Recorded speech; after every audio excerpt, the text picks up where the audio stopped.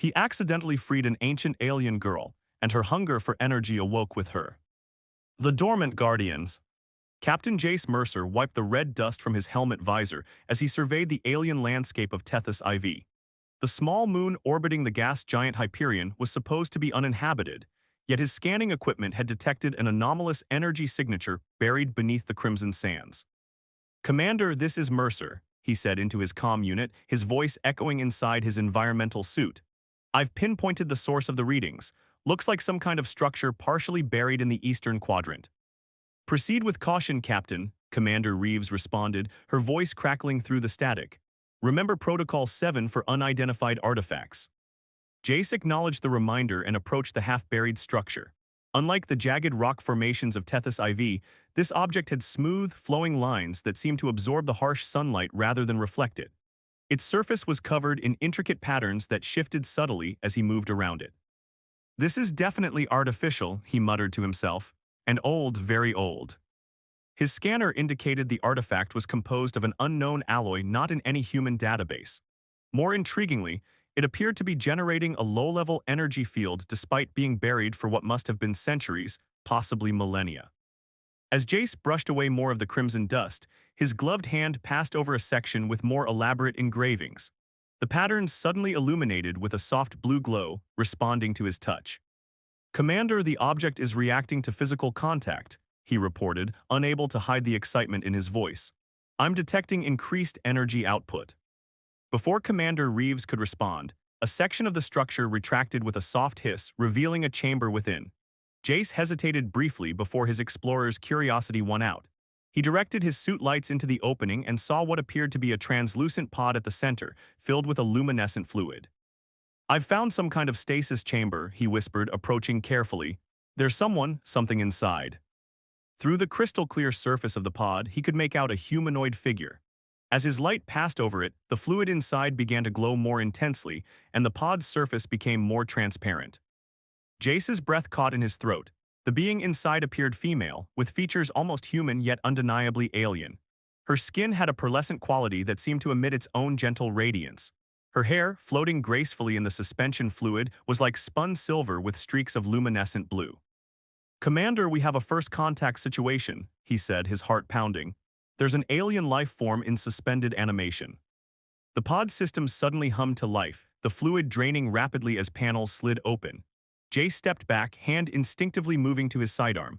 The figure inside stirred, eyes fluttering open to reveal irises of swirling silver and violet. When she spoke, her voice was melodic yet strangely understandable, as if bypassing traditional language barriers. "After so long, awakened at last," she said, attempting to rise but faltering. "Please, help me."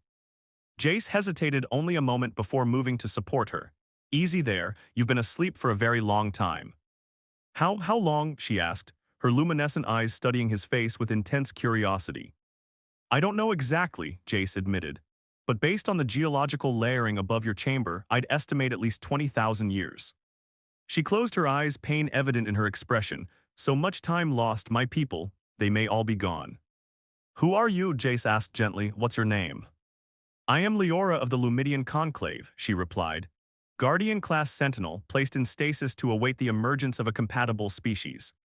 Her body trembled against his support suit, her light dimming noticeably. "I need restoration. My life energy is critically depleted after so long in stasis."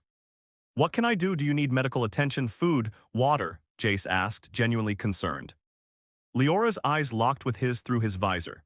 "Lumidians require energy transfer from compatible beings. Your species, humans, your males possess a unique energy signature that resonates with our physiology." "Energy transfer," Jace repeated, uncertain of her meaning. "Physical connection," she clarified. "Intimacy creates an energy pathway. Without it, I will fade and my mission will fail." Jace's mind raced. This was definitely not covered in first contact protocols. "Commander Reeves," he started, "I have a situation here that—" "Captain Mercer," the commander's voice interrupted. "We're detecting multiple bogies entering the system. Unknown configuration, but they're definitely heading toward your position. ETA 10 minutes. Leora's eyes widened with fear. "The Voidwalkers, they've found me. They always find us when we awaken." "Who are the Voidwalkers?" Jace asked, suddenly aware of the gravity of the situation. Ancient beings who suppress the evolution of younger species, she explained hurriedly. They destroyed most of my kind when we tried to help other civilizations reach their potential. Please, I must regain my strength to protect you. Jace made his decision. Commander, I'm going offline for a bit. Situation under control. Will report back soon. Ignoring the commander's protests, he removed his helmet, feeling the processed atmosphere of his suit envelop them both in the small chamber. I'm Jace Mercer, he said, looking directly into her remarkable eyes. And I'll help you. What followed was unlike anything Jace had experienced before. As they connected, a current of energy flowed between them, not simply physical but something deeper, a merging of life forces. Leora's skin began to glow brighter, patterns of light flowing across her body. Jace felt something awakening within himself as well, strength, awareness, and abilities he never knew he possessed. Afterward, they lay together in the soft blue light of the ancient chamber, both transformed by the experience. Jace struggled for words, feeling extraordinary vitality coursing through him. The bond, Leora explained, her strength visibly restored, her skin now radiating a healthy luminescence. Lumidians and compatible species form symbiotic connections. Your energy restores me, and in return I awaken latent abilities within you. Jace flexed his hand, watching with amazement as faint patterns of light, similar to those on Leora's skin, briefly flickered across his own. I feel different, stronger, more aware. The changes have just begun, Leora said, touching his face gently. With time, you'll develop abilities beyond your imagination. This is why the Voidwalkers fear human potential. They sense what you could become. The ground suddenly trembled, and Jace's comm unit erupted with Commander Reeves' urgent voice. Captain, unknown craft entering atmosphere. They're heading straight for you. Jace quickly helped Leora to her feet, nodding how much more graceful and assured her movements had become. We need to move, if these Voidwalkers are as dangerous as you say. They are, Leora confirmed, her expression hardening. But now that our bond has initiated, we can fight them together. They emerged from the chamber into the crimson landscape just as a dark, crystalline vessel descended from the sky. Its surface seemed to absorb light rather than reflect it, creating an unsettling void against the reddish atmosphere. A scout ship, Leora whispered. They'll assess our threat level before summoning the larger forces. The vessel hovered silently before a section of its hull dissolved, revealing a tall, vaguely humanoid figure composed of shifting geometric patterns of darkness. Where its face should have been, only a swirling vortex of deep purple energy existed. Lumidian, the being's voice resonated directly in their minds, cold and ancient. You violate the accord by bonding with this primitive species. Leora stepped forward, her body beginning to glow with increasing intensity. The accord was your oppression, not our agreement. Humanity has the right to reach its full potential. The Voidwalker's attention shifted to Jace, its void-like presence probing his mind. Already the contamination spreads, the bond must be severed. Jace felt a sudden pressure in his head, as if something was trying to tear away the connection he now shared with Leora. But instead of weakening, the bond seemed to strengthen in response to the threat. Fight it, Jace, Leora urged, her hand finding his. Your natural resistance is stronger than any human we've encountered before. The Voidwalker's form flickered with what might have been surprise. Impossible, the bond cannot be this resilient so quickly. Jace grinned through the pain of the mental assault. Seems like you don't understand humans very well, we're full of surprises. Leora squeezed his hand and Jace felt a surge of power flowing between them. Acting on instinct, he extended his free hand toward the Voidwalker. A beam of concentrated energy, the same luminescent blue as Leora's glow, erupted from his palm, striking the dark entity. The Voidwalker recoiled, its geometric form distorting. This cannot be. Humans lack the capability for direct energy manipulation. Like I said, Jace replied, amazed at what he had just done, full of surprises. The Voidwalker retreated toward its vessel, its form becoming unstable. Others will come, many others, this planet will be purged. As the dark ship ascended rapidly into the atmosphere, Jace turned to Leora, his mind racing with questions. That was just the beginning, she said, reading his expression. The Voidwalkers will return in greater numbers, we must prepare. Jace activated his comm unit. Commander Reeves, we have a situation. A hostile alien force is targeting us, and I've made contact with a friendly alien species called the Lumidians. Request immediate extraction and full defensive protocols. As they waited for extraction, Jace looked at Leora, still trying to process everything that had happened. So, what exactly are we capable of together? Leora's luminescent eyes met his, filled with both hope and determination. Together, we might just save your world and what remains of mine. The bond between them pulsed with newfound energy as they watched the horizon, knowing that their journey had only just begun. Celestial convergence. 3 days after the encounter on Tethys IV, the research facility on Hyperion Station hummed with activity. Scientists and military personnel moved with purpose through reinforced corridors, preparing for what intelligence suggested would be an imminent attack. In a specialized training chamber designed to withstand extreme energy outputs, Captain Jace Mercer stood with his eyes closed, concentrating on the newfound power flowing through his veins. Luminescent patterns similar to those on Leora's skin now permanently marked his forearms, glowing faintly with energy. Focus on the feeling, not the form, Leora instructed, her voice gentle yet firm. Her pearlescent skin shimmered under the facility's lights as she guided him through the exercise. The energy responds to intention more than physical movement. Jace extended his hand toward a series of metal targets.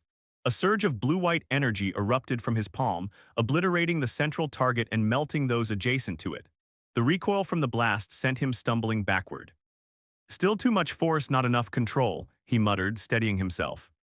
Leora moved closer, her luminescent eyes studying him with admiration. Your progress is unprecedented. It took my people decades to master such abilities, yet you've accomplished this in days. The bond accelerates the process, Jace asked, feeling the familiar warmth of their connection intensify with her proximity. Yes, but there's more to it, she replied, placing her hand over his heart. Humans possess a natural affinity for energy manipulation that even my people lacked. The Voidwalkers were right to fear your potential. Their training session was interrupted by Commander Reeves entering the chamber, accompanied by General Thornton, the facility's newly arrived military overseer. Impressive display, Captain, the general remarked, his weathered face betraying little emotion. Though I'm still not convinced this bond of yours is in humanity's best interest. Leora straightened, addressing the general directly. Your concerns are understandable, General Thornton. New partnerships always bring uncertainty. Partnership, the general questioned, or subjugation, our history is filled with advanced civilizations exploiting those they deem primitive. The Lumidian bond cannot exist without mutual consent and benefit, Leora explained patiently. Unlike the Voidwalkers, we believe in cooperation, not domination. Commander Reeves interceded, her practical nature cutting through the tension. The immediate concern is the approaching Voidwalker fleet. Our long-range scans show 7 vessels, much larger than the scout ship Captain Mercer encountered. How long do we have? Jace asked, instinctively moving closer to Leora. 12 hours at most, Reeves replied grimly. We've evacuated all non-essential personnel, but our defensive capabilities are limited against an unknown enemy with technology this advanced. Then we need more bonded pairs, Leora suggested, her glow intensifying with urgency. With your permission, I can initiate the process with compatible volunteers from your military forces.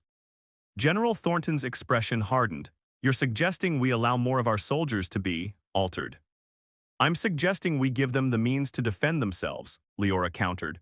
The Voidwalkers won't stop with this station. If they determine humanity has the potential to challenge them, they'll target your entire species. After a tense moment, Thornton nodded reluctantly. We'll call for volunteers, but this better work or humanity might face extinction because we trusted too easily. As the general and commander departed to make preparations, Jace turned to Leora. He's not wrong to be cautious. You're asking a lot on very little evidence. Leora's luminescent eyes met his, filled with ancient wisdom and present vulnerability. Trust flows both ways, Jace. My people placed me in stasis for millennia, gambling our entire legacy on finding a species worthy of our gifts. I've placed my existence in your hands just as much as you've placed your future in mine. Their bond hummed with shared emotion, growing stronger with each passing moment. Jace pulled her close, feeling the now familiar surge of energy between them. Then let's make sure we all have a future, he whispered. 8 hours later, Hyperion Station had been transformed into a fortress. 6 more human Lumidian bonds had been formed with carefully selected volunteers, each pair now displaying unique manifestations of their shared power. Lieutenant Naomi Wells could generate protective barriers of solid light, while Sergeant Thomas Rivera had developed extraordinary speed and reflexes. In the command center, holographic displays showed the approaching Voidwalker vessels, their dark forms distorting the very space around them. They're accelerating, Commander Reeves announced. ETA reduced to 30 minutes. General Thornton addressed the assembled bonded pairs. Your primary objective is defense of this station and its personnel. We need to demonstrate that humanity is not an easy target. Leora stepped forward, her presence commanding attention. The Voidwalkers expect resistance but not cohesion. Our strength lies in fighting as unified pairs, amplifying each other's abilities. They'll target our bond specifically, Jace added. As the first pair, we represent the greatest threat to their control. The station's alarms blared as the Voidwalker fleet entered the atmosphere. Their massive ships, like fractured obsidian cathedrals, descended in perfect formation surrounding the facility. All personnel to battle stations, Commander Reeves ordered. Bonded pairs, take your designated positions. Jace and Leora moved to the central defense platform, where they would face the brunt of the attack. As they prepared, Jace felt their connection growing even stronger, their energies synchronizing with remarkable precision. No matter what happens, he said, taking her hand, I'm grateful we found each other. Leora's skin glowed with increased luminescence, the patterns on her body mirroring those now permanently etched into Jace's skin. Our meeting was no accident, Jace. Some connections transcend time and space. The first strike came without warning, a pulse of void energy that disrupted all electronic systems throughout the station. Emergency power engaged just as dark, crystalline forms materialized on multiple decks. Voidwalker shock troops, Leora explained, her body beginning to radiate intense light. They'll target normal humans first, draining their life force. Through their bond, Jace could sense the locations of the intruders, not if we stop them first. Together, they moved with extraordinary coordination, their shared power manifesting as waves of concentrated energy that disrupted the Voidwalkers' physical forms. Where one of them faltered, the other compensated instinctively, their bond growing stronger with each challenge. Across the station, the other pairs engaged in similar battles, each displaying unique expressions of their bonded abilities. Lieutenant Wells and her Lumidian partner created spheres of protective energy around groups of personnel, while Sergeant Rivera and his partner moved with impossible speed, evacuating injured staff from danger zones. The battle intensified as three towering Voidwalker elders materialized in the central atrium, their forms more stable and powerful than the shock troops. Unlike the scout from Tethys IV, these beings had existed for millions of years, shedding all vestiges of physical limitation. Abominations, their thoughts reverberated through the minds of everyone present. The natural order must be preserved, lesser species must remain lesser.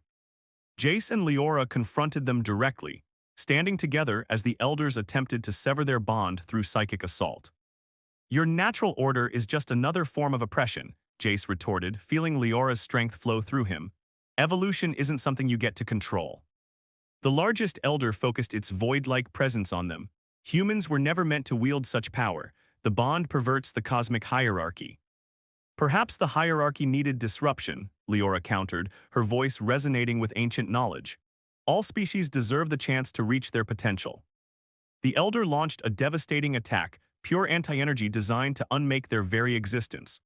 Jace and Leora responded instinctively, their bond reaching unprecedented depths as their consciousnesses temporarily merged into a singular purpose. The resulting clash of energies created a phenomenon never before witnessed, a convergence point where their combined power formed a miniature star of pure life force. Where this energy touched the Voidwalkers, their ancient forms began to unravel, millennia of accumulated power dispersing into harmless particles.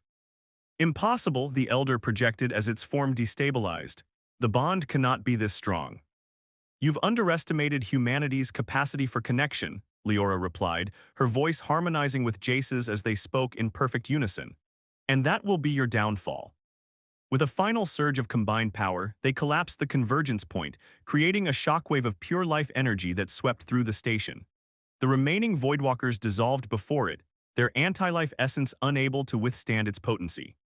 In the aftermath, as emergency systems restored full power to the station, Jace and Leora stood in the center of the atrium, their bodies still radiating the aftereffects of their merged energies. That was, Jace began, searching for words to describe what they had experienced. Complete neural synchronization, Leora finished, looking at him with wonder. My people theorized it was possible, but it had never been achieved. General Thornton approached them, his previous skepticism replaced by cautious respect.